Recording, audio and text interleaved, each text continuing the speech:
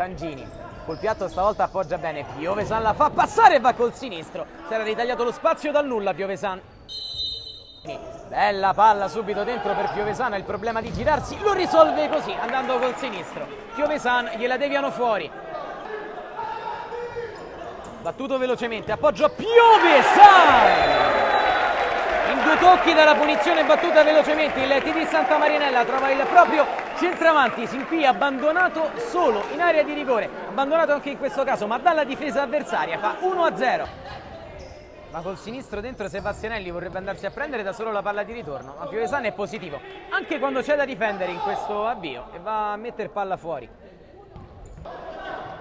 Si appoggia da Fattori, Tangini vuole la palla di ritorno, scava un campanile che Piovesan accomoda per Fattori. Questa è una super azione del TD Santa Marinella. Piovesan prima segna, poi fa un grande assist per Fattori che scarica in porta il 2-0, il TD che soffre ma segna il raddoppio poco prima della fine del primo tempo. Servito sulla banda destra, resiste la carica e mette dentro. C'è una deviazione, Piovesan ricomincia invece bene il suo secondo tempo. Va in Mordino, si stacca Re Davide, l'appoggio invece per Cannata.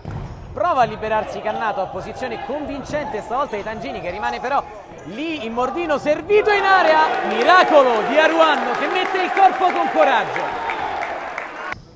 Se la fa restituire e poi va d'esterno da Piovesan che con un tacco illumina a sinistra. Una super conclusione da parte di Fattori, gran tacco qui di Piovesan davvero però. Cerotta. Piovesan, Sebastiani ci mette ancora le mani, ma stavolta con molta difficoltà in più. Gran parata del portiere dell'Anni Nuovi.